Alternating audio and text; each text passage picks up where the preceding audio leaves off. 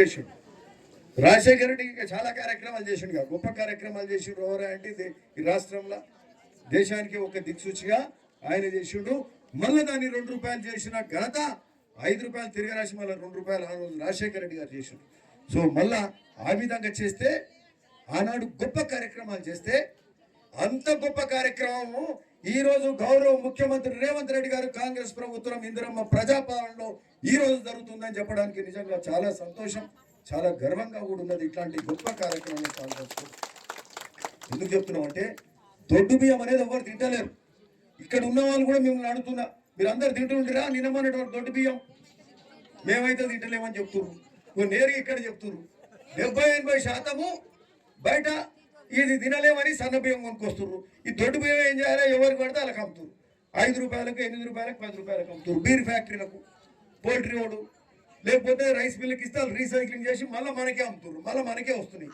ప్రభుత్వం ఏమో 10,000 కోట్ల రూపాయలు ఖర్చు పెడుతుంది ఈ మన బియ్యం పథకానికి. 10,000 కోట్లు ఖర్చు పెడితే మనం దాన్ని పావులా కాదు 10 పైసలు 10% అమ్ముకుంటే తిరిగి మళ్ళీ మన దగ్గరికి వస్తుంది. అవి మళ్ళీ పోతున్నాయి. ప్రభుత్వానికి నష్టము, మనం తినక మనకు నష్టము. ₹10 అమ్ముకుంటే మళ్ళీ ₹40 పెట్టి సన్న బియ్యం కొనుక్కోవాలి మనకు. అంటే ఎంత నష్టం అవుతుంది? నెలకు ఒక 20-26-30 కిలోలు అంటే మళ్ళీ ఎంత ₹40 కిలో పెట్టి కొంటే ఎక్కువ పెడితే ₹1,200 మళ్ళీ నెలకు నష్టం అవుతుంది. ఆ కుటుంబం పెద్దది అయితే ₹1,100 నెలకు పోతాయి. సో ఈ విధంగా సన్న బియ్యం ఇస్తూ మంచి బియ్యం అంటే మధ్య దళారులను తీసేస్తూ ఈ దొడ్డు బియ్యం వ్యవస్థ లేకుండా ప్రజలకు నచ్చిన మంచి ఆహారం మీకు నేరుగా ఇస్తూ మీకు నెలకు ₹1,200-1,100 ఆదాయేటట్టు మంచి ఆహారం తినే కార్యక్రమం. తెలంగాణ ప్రజలు మంచిగా ఉండాలి, సంతోషంగా ఉండాలని చెప్పి ఈరోజు గౌరవ ముఖ్యమంత్రి రేవంత్ రెడ్డి గారు, కాంగ్రెస్ ప్రభుత్వం, అట్లే ఉత్తమ్ కుమార్ రెడ్డి గారు సివిల్ సప్లై శాఖ మంత్రివర్యులు ఒక మంచి ఆలోచన చేసి అతి గొప్ప నిర్ణయం దేశంలో ఎక్కడ చేస్తుంది. ఇది ఓన్లీ మన రాష్ట్రం తెలంగాణలో జరుగుతుంది. అంటే నాడు అప్పుడు కాంగ్రెస్ పాలన మన రాష్ట్రంలో మొదలైంది, ఇప్పుడు మళ్ళా మన దగ్గరనే మొదలైంది. అంటే ఇక్కడ ఏంటంటే ఒకటి ఆలోచించాలి, ఏంటంటే గొప్ప నాయకత్వం ఈ ప్రాంతం ఉంది. అంటే ప్రజలకు తగ్గట్టే ప్రజల చైతన్యవంతులు, ఈ చైతన్యానికి ఈ ప్రజల ఆలోచన తగ్గట్టే నాయకత్వం కూడా గుర్తుకొస్తుంది.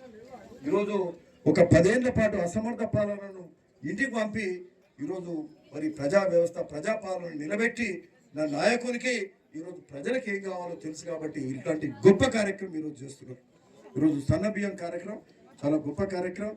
మరి ఈరోజు ఈ కార్యక్రమంలో మరి ఇదంతా కూడా సన్న బియ్యం కార్యక్రమం మొన్న మొదలైంది. అంతకుముందు రోజు ఉగాది రోజు ముఖ్యమంత్రి గారే మన ఉమ్మడి జిల్లాకు వచ్చిండు, నల్లగొండ హుజూర్ నగర్కి వచ్చి మొదలు పెట్టిండు. మేమంతా పోయినాం. ఆ రోజు ఇక్కడ ఉన్న మా మిత్రులు పెద్దలందరూ వచ్చిండ్రు, మేమంతా పోయి పాల్పంచుకున్నాం. మొన్న భువనగిరిలో మొదలు పెట్టినాం, ఈరోజు ఒలిగొండలు ఇప్పుడు మొదలు పెడుతున్నాం. పొద్దుటి నుంచి ఊరంతా తిరిగి జర పాదయాత్ర సమస్యలు ఏంటో చూసినాం, జర ఆలస్యమైంది. అందుకని ఇక్కడ చూసుకొని మన పోచంపల్లికి పోతున్నాం. ఊర్లో పట్టి సమస్యలు చూసుకుంటాం. మన పోచంపల్లిలో 1 గంట వరకు పోవాలి, 12 అన్నా కానీ కనీసం 1 గంట వరకు